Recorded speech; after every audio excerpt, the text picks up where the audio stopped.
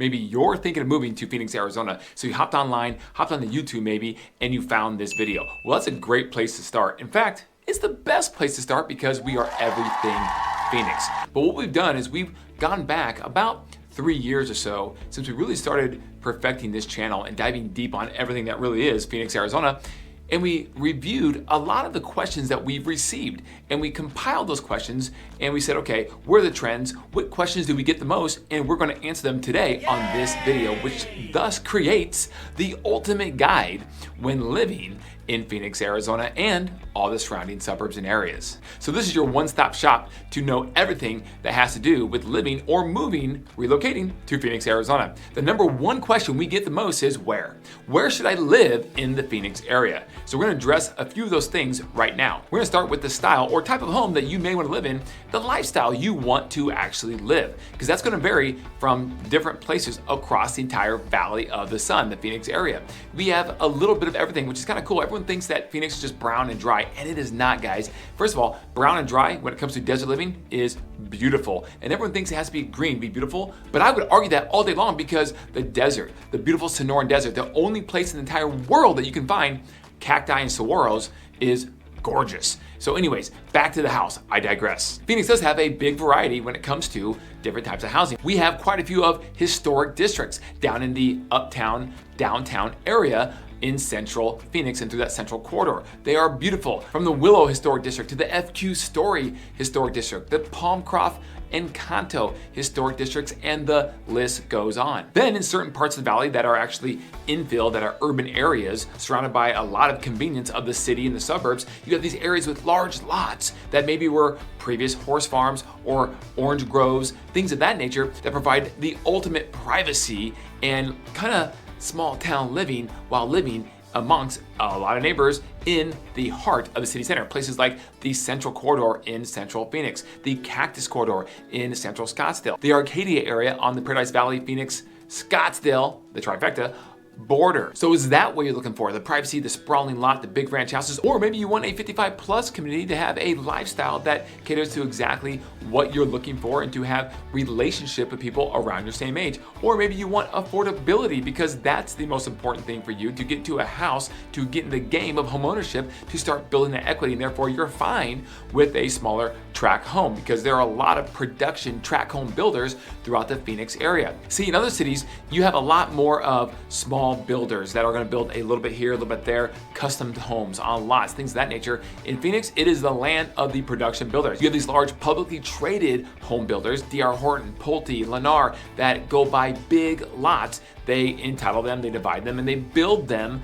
into large communities. You have other developers that will do a large plot of lot and they will sell certain types certain parts of that parcel to these large home builders, in which you will have 4, 5, 6 home builders in one major community. So it just depends on what you're looking for, the lifestyle you want to live when it comes to Phoenix. But I mentioned affordability. Let's look at that for a second. I did some quick research, and guys, this is very, very general, but typically when you talk about the Valley of the Sun, you have two main areas that most people who live here, the Phoenicians, refer to: the West Valley and the East Valley. And for the most part, it's divided down the middle between the East and West by the I-17 interstate. Now, more affluent homeowners do live on the East Valley. That's just a fact. And on the West Valley, you have a lot of homes that aren't priced as much. This is evidenced by the numbers. So right now, if you look at the map, you can see that on the East Valley, right now, the quick stats of the numbers I pulled are there are currently 6,126 homes for sale on the market with an average list price of $1,503,000, and the average size of those homes is 2,960 square feet. Now contrast that by the West Valley. Look at the map right here. On the West Valley, it is more affordable because there are currently 4,287 homes for sale with an average list price of $558,197. Now the average size of that home is smaller as well, with 2,179 square feet. So you do have more production tract home building on the West Valley, more affordability on the West Valley, and you have less affordability on the East Valley. But again, these areas are huge. Now they all encompass, for the most part, one county. It is one of the most populous counties in the entire nation. It's called Maricopa County. Now, Pinal County does butt up to Maricopa County in the southeast and the south of it, and it does include parts of some cities like Coolidge and Florence. Maricopa, the town of Maricopa, which is kind of confusing, I know, but Why they did that, I have no idea. It makes no sense. Why would you name a town Maricopa when the largest county or one of the largest counties in the entire nation is called Maricopa County and it's not even located in Maricopa County, but nearby? So make no mistake about it, you can find affordable living on the East Valley and you can find luxury living. It does exist in the West Valley. But these are two general areas because most Phoenicians say, oh, I live in the West Valley or the East Valley. Now there are other areas and segments when you talk about Northwest, Northeast, Southeast, Southwest, and the central area. And there's all kinds of different segments that we have dictated based upon our videos on our channel that you should go check out because they're very educational and informative. But for a more specific outlook on what homes are going for in a specific suburb, zip code, or even a neighborhood, give us a call, 480-660-5974. We would love to help you out. We would love to be your real estate agent of choice. Here at Cook & Associates Real Estate Advisors, we spend a lot of time when it comes to speaking and educating our clientele, and we would love to be your real estate agent of choice. In fact, check us out on Google. On our page here, we have over 430 5-star reviews, so we would love to add you, hopefully, that list because we will take care of you and give you that 5-star experience. And another thing that most people don't spend a lot of time talking about, in my opinion, is where you will work and where you will spend most of your time, and therefore, what will the traffic patterns be that you are working with or going against when traveling at the most frequent times of the day or the week? So if you look at the map, you'll notice two major employment centers that we're going to call out just for today, the purposes of this video. Now there are other ones as well, but these are two largest. Downtown Phoenix, and then to the northeast, the Scottsdale Air Park area. That is the second largest employment center in the entire Phoenix area. So a lot of people are driving from the West Valley down the 101, heading east over to the Scottsdale Air Park, and then in that area right there. Now a lot of people from the East Valley drive up the 101, heading northbound to that Scottsdale Air Park area also. Conversely, you have a lot of people from the East Valley and the West Valley also converging on downtown Phoenix, coming from the west and the east to downtown Phoenix for employment there. So you can see right now that if you're living in Scottsdale, as an example, the Northeast Valley, by the Scottsdale Air Park, the traffic pattern that you will have if you live there, going to some other place of employment or whatnot, will be against the flow of traffic, meaning you will fly down the interstate, relatively speaking, which is great. Now, if you live in, say, the East Valley, Chandler, Gilbert Mesa, and you're going up to Scottsdale or going into downtown Phoenix, then you're going where a lot of the traffic is going. Unfortunately, you can experience some traffic jams. But I can tell you right now, guys, compared to most large cities across the US, the traffic in Phoenix is awesome. The system is great. It flows fairly well. We do have HOV lanes for carpool or 2+ in the car during the hours in the morning of 6 a.m. to 9 a.m. and 4 p.m. to 7 p.m. So it does flow pretty well. I've been to LA, I've been to Seattle, I've been to Philadelphia, I've been to Chicago, and let me tell you, it's not like that traffic, even though the city size is just as big or close to being as large as some of those cities. The second question we get the most from all the reach outs we get from you guys across the country is, should I buy a resale home or new construction in the Phoenix area? That's a great question, and we get it a lot. Why? Because we have a ton of new construction in Phoenix, and even with all of that new construction, we are still undersupplied to the tune of at least 8 months plus at this time. So it's going to take a while to get caught up on the supply-demand aspect for just housing in general. But new construction is a great option. Now, the problem with Phoenix is that a lot, the vast majority actually of the new construction is located on the outskirts of the valley of the Phoenix area.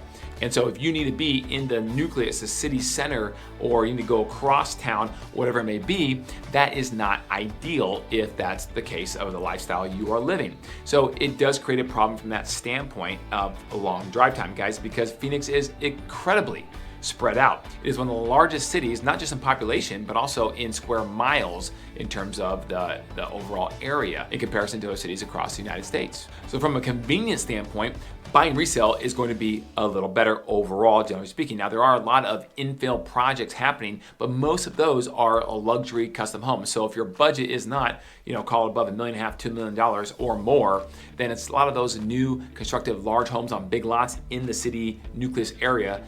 They're going to be out of your reach, unfortunately. So if you want a more affordable, new constructed tract home, most of that, not all of it, but most of it is going to be on the outskirts of the valley across the West Valley, North, and the East Valley. Now, the good news for buying a new constructed home in Phoenix is that most of the home builders now are offering mortgage rate buydowns. So what does that mean? Great question. It's all an affordability issue. So what these builders have done, because they're large publicly traded companies, they have their own mortgage division in-house. So what they're able to do is then if you buy one of their houses, they're able to potentially offer you a 2% rate buy down, and they can offer you a 1 or potentially even up to a 3 percentage point rate buy down, but on average, it's a 2 percentage point rate buy down. Now what that means is that if your normally fully indexed approved interest rate for yourself would be, say, at 7%, then in year 1, you get your payment with a 5% rate. That saves you potentially a lot of money based on your loan amount size.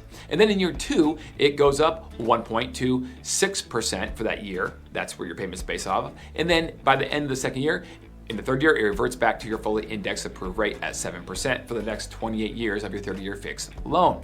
That's how that works. Now the concept is they're gonna help you have a more affordable payment because most people buy a monthly payment. They don't buy the price. They buy the monthly payment. And so if it's more affordable, then it eases a lot of constraints that a lot of people have when buying a house. And the whole concept is that hopefully the Federal Reserve will bring rates down over time, especially within the next year or two, and therefore that homeowner will be able to refinance into another 30-year fixed loan at the lower rate that is now fixed and permanent for 30 years. That's the idea. If rates don't come down, that could be problematic. So if you do that deal, the key is just to make sure you are okay and can afford the fully indexed interest rate that you will get or will have when those 2 years are up in case you get stuck not being able to refinance. The third question we get the most is, what are the jobs like? What's the economic environment like in Phoenix? What type of jobs are available predominantly, and what are the industries that obviously are taking hold in Arizona? Now, for the longest time, tourism ruled the industry for Arizona. It is a service-based economy. When I first moved here in 2004, it was a very much so service-based economy. A lot of small businesses. We only had 2, I believe, Fortune 500 companies headquartered in the entire state of Arizona.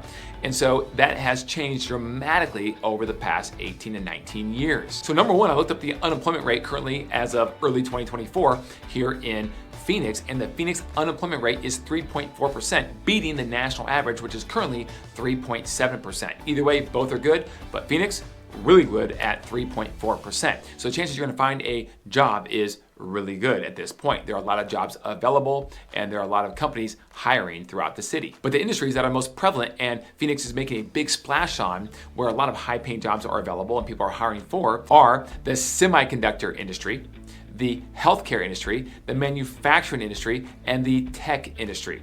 Now, Phoenix is trying to literally obliterate everyone else in the entire country when it comes to the semiconductor industry. They are ruling this. You have Intel, the headquarters of Intel is located right here in the Phoenix area in Chandler, Arizona. They're actually installing and building 2 more fabs right now for semiconductors, which is a $20 billion, with a B, dollar investment for their headquarters right here in Chandler, Arizona.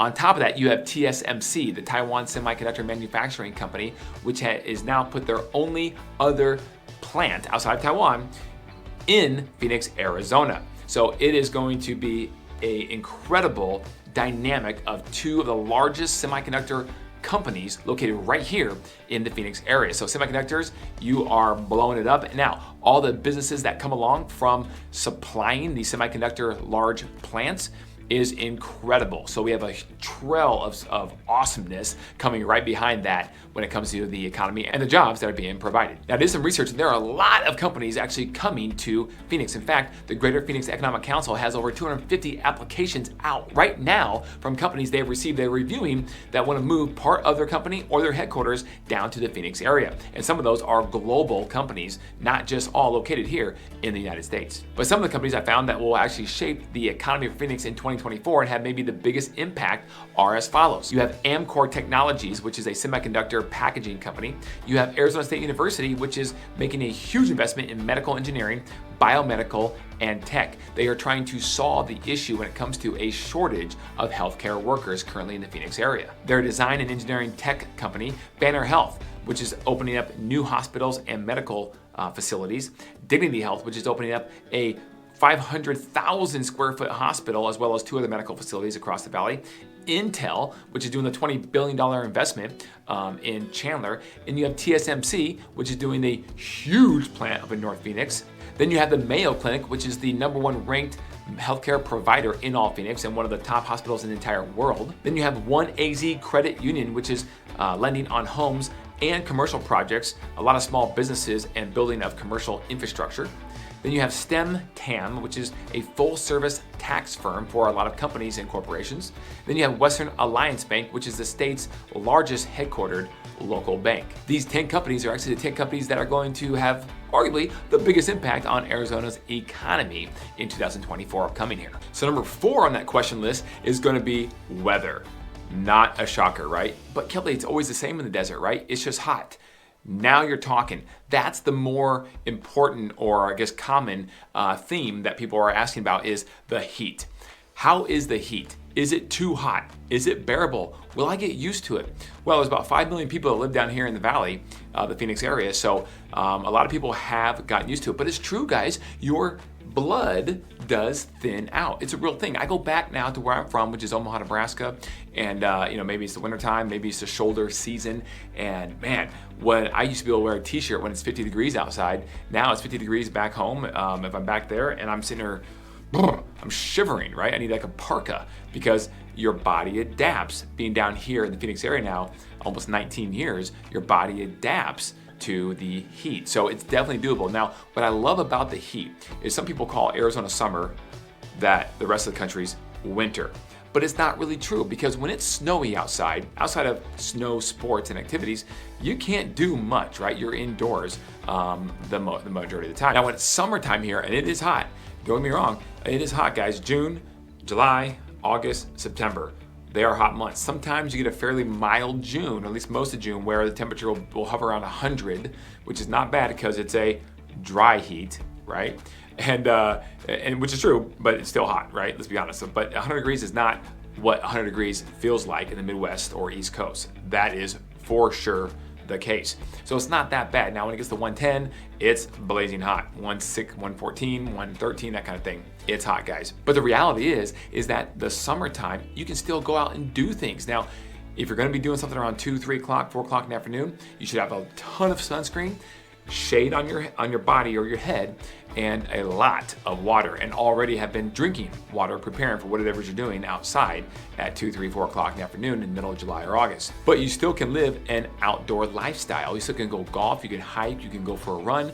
You just have to do it early in the morning. I would suggest being done with golf ideally before noon. Again, you can go further in the day, but it's going to be hot and you better be prepared, because it can get dangerous if you're not prepared and just walk out there. Speaking of hiking, one of my favorite things to do is hike Camelback Mountain, the iconic Camelback Mountain. And I've done it before in the heat of the afternoon of the summer, because I was prepared and I work out a lot, try to stay in shape. My body's adapted, being down here 19 years, so it's something I can get away with and do, but I still have to be very, very careful and smart about it. Go with a friend, that sort of thing, right? In case it's something does go awry. But every single year, there are multiple people that visit here from out of state and they go hike Camelback, and maybe not the dead heat of the day, but maybe the earlier in the day or late in the day when it's not quite as hot, but they still have problems. There are multiple people who get airlifted off several different mountains around the Phoenix area because they go hiking thinking that the heat of our summer is equal to the heat of the East Coast summer or Midwest summer, and it's just not. It is different.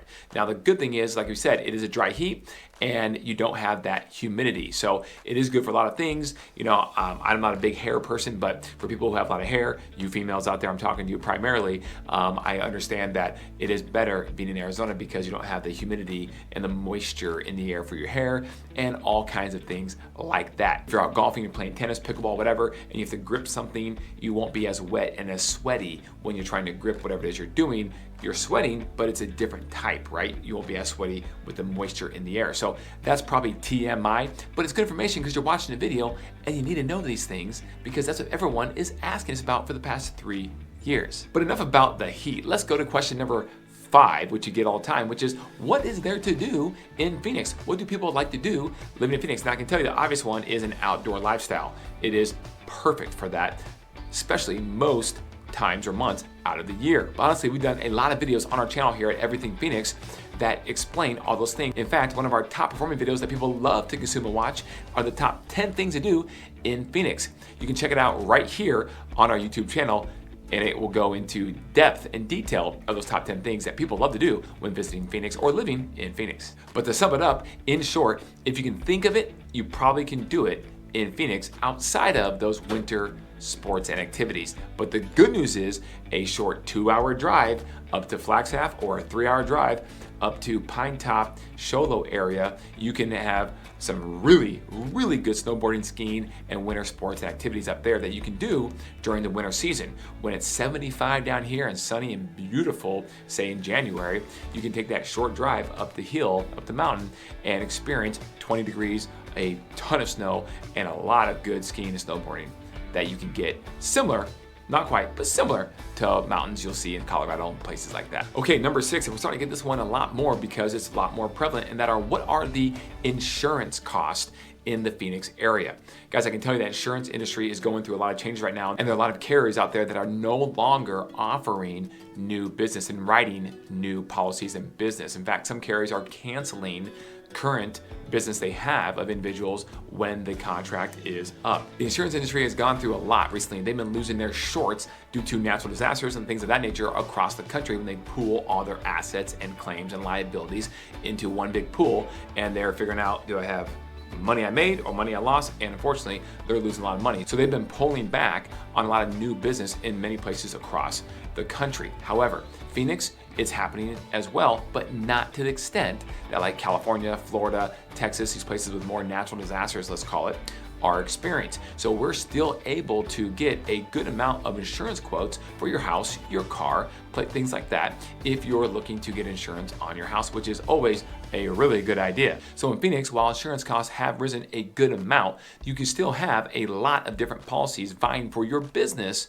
when you're trying to obtain a new policy for your house, your investment property, or your automobiles. So overall, it won't be an issue. It's just gonna be more expensive than what it was several years ago. But again, the good news is if you're coming from out of state, what you think is an expensive insurance policy, you'll probably look at and go, that's actually pretty affordable, because Phoenix, due to the fact that they don't have a lot of natural disasters, has insurance policies that are, compared to other states across the country, very affordable and a lot cheaper. And by the way, we have a great insurance partner, so if you have any questions about insurance, give us a call, 480-660-5974, and we'd be happy to point you in the right direction to talk to him about getting quotes on whatever it is you are looking to get quoted, or just general questions overall. The next question we get, which is pretty prevalent, is HOAs.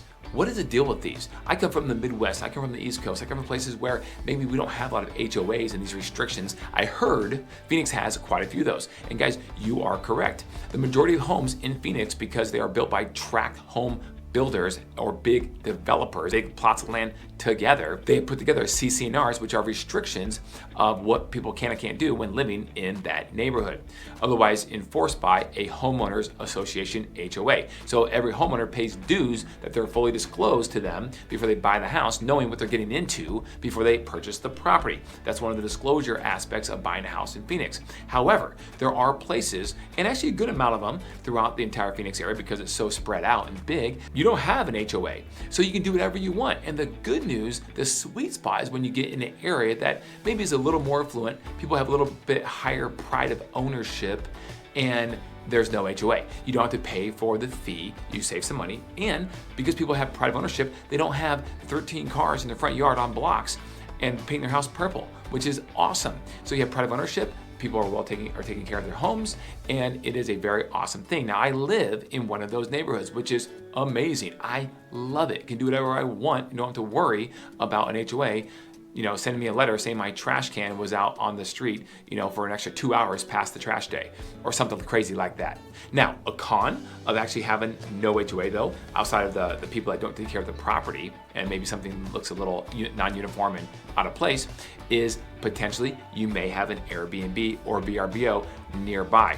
And the hard part of that is there's no disclosure for that, because people may or may not know. So you have to do your own research, go on the platforms VRBO, Airbnb, and see if you can find any short-term rentals in that neighborhood that you're looking to purchase in. And if you have a good realtor that knows the area, they might actually have a good idea, if they sell homes in that area, what places around may be a VRBO or not. So that could be a downside if it's one where he doesn't have a good owner and they're not taking close care of it, and therefore people are being loud and that sort of thing late at night. And so obviously nobody wants that. So do your due diligence, talk to the real estate professional of your choice, hopefully us, and we will help you out with those types of things that are not that obvious that most people think of when they look to buy a house. Now, the 8th question and last question we'll address here today is transportation. That's a big one we get, and people understand that Phoenix is spread out for the most part, and because it is, the mass transit transportation, we just don't have it here. We do have a light rail. Now, the light rail does run up the central corridor